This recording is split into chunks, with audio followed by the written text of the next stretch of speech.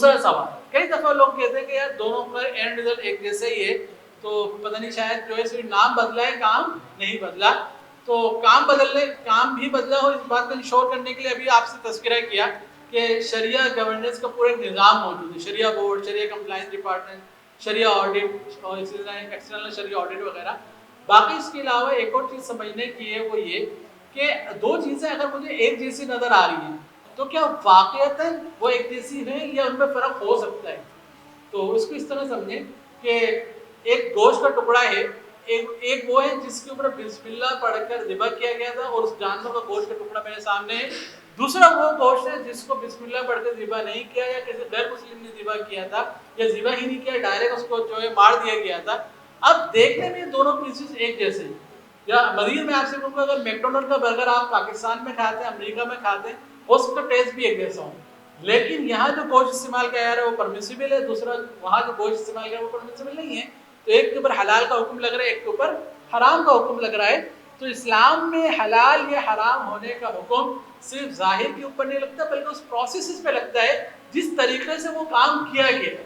اگر وہ کام جو رولز ہے، جو طریقہ کار اس کے مطابق ہوا ہے اس کو پرمیسیبل کہا جائے گا، اور جو وہ کام اگر رول اور ریگولیشنز کے مطابق نہیں ہوا تو اس کو امپرمیسیبل کہا جائے گا. بھلے اور دیکھنے میں بھلے آپ کو وہ چیزیں ایک جیسی ہی لگ رہی ہوں.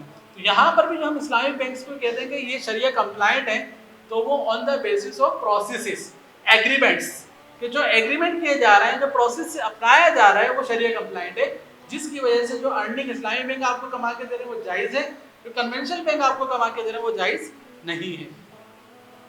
ایک اور سوال آتا ہے کہ یار اگر میں ایک اسلامی بینک کے پاس جاتا ہوں تو وہ بھی بینچ مارک کے طور پر کائبور کا استعمال کرتا ہے اور جو کنونشنل بینک ہے وہ بھی کائبور کا استعمال کرتا ہے، تو پھر تو یہ ایک جیسی ہو گئی اور ان میں کوئی فرق نہیں رہا.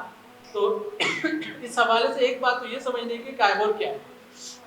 جس طریقے سے اپنے آپ کوئی بھی مارکیٹ ہوتی ہے تو اس مارکیٹ کا ایک ریٹ ہوتا ہے، یہ پرائز ہوتی ہے جس کے اوپر وہ چیز سیل آؤٹ یعنی سیل پرچیز ہو رہی ہوتی ہے. اگر آپ صرافہ بازار یعنی گولڈ کے بازار میں جاتے ہیں تو وہاں پر گولڈ کی ایک قیمت جو ہے وہاں پر روزانہ طے ہو رہی ہوتی ہے، بھائی آج گولڈ کی یہ قیمت ہے.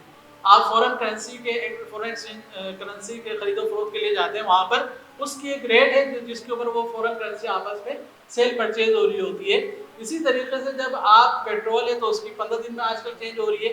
تو ہر مارکیٹ کی کوئی نہ کوئی پرائس ہوتی ہے جو طے ہو رہی ہوتی ہے. اب فائنینشیل مارکیٹ ہے جہاں پر فائنینس لیا اور دیا جا رہا ہے فائنینس، تو اب وہاں کی جو مارکیٹ کا ریگولیٹر ہے وہ اسٹیٹ بینک آف پاکستان ہے. فائنینشیل سسٹم کا آپ کو جو regulator state bank of Pakistan ہے وہ روزانہ اس بات کو طے کرتا ہے کہ آپ اگر فائنینشیل ٹرانزیکشن کر رہے ہیں تو آپ کی پرائس کیا ہونی چاہیے. تو وہ جو فائنینشیل پرائس طے ہوتی ہے دیٹ از کائبور، اور اس کو طے کرنے والے نارملی اس میں جو انگیج ہوتے ہیں وہ ٹاپ 4-5 بینکس ہوتے ہیں جو کہ اس کی سیٹنگ کے اندر انوالو ہوتے ہیں. اب یہ جو کائبور ہے وہ کوئی پرسنٹیج ہوگی، مثال کو 22% ہے، 20% ہے، 18% ہے. یہ جو 18%، 20%، 12% یہ نہ حلال ہے نہ حرام ہے. یہ جو پرسنٹیج ہے 18%، 20% یہ نہ حلال ہے نہ حرام ہے. اس کے حلال حرام ہونے کا تعلق اس بات سے ہے کہ اس کو میں استعمال کہاں کر رہا ہوں. اگر میں نے ایک لینڈنگ کی ٹرانزیکشن کی، میں نے کسی کو قرضہ دیا اور اس سے کہا کہ میں آپ سے 18% واپس لوں گا، تو اب یہ جو ٹرانزیکشن لینڈنگ کی تھی، لینڈنگ بورنگ کی، تو اس پر میں نے ایڈیشن لیا، اس ایڈیشن ہونے کی وجہ سے یہ ناجائز ہے. یہ 18% ہونے کی وجہ سے ناجائز نہیں ہے.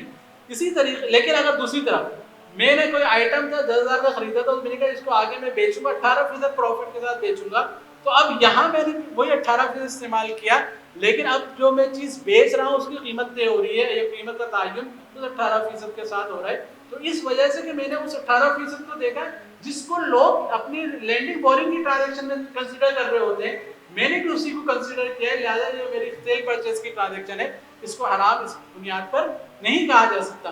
یہ ناجائز کب ہوگی کہ میں جو آئٹم بیچ رہا ہوں وہ میرے پاس ہی موجود نہیں ہے، وہ میرے پوزیشن میں نہیں ہے، پھر میں نے سیل پرچیز کی یا جو جس چیز کو میں خرید و فروخت کر رہا ہوں وہ چیز ہی شریعہ وائز پرمیسیبل نہیں ہے. میں شراب کی خرید و فروخت کر رہا ہوں تو اب ٹھیک ہے سیل پرچیز شریعت میں الاؤ ہے، لیکن جو میرا آئٹم ہے وہ ٹھیک نہیں ہے، تو اس پر آنے والی جو ارننگ ہوگی وہ بھی ٹھیک نہیں ہوگی.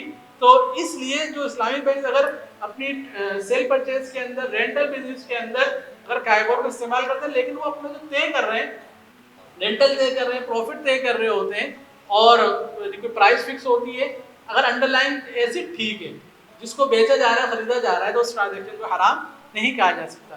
البتہ جہاں تک ڈیزائربل پسندیدہ بات ہے وہ یہ کہ اس کو استعمال نہ کریں بلکہ اپنا کوئی بینچ مارک بنا لیں.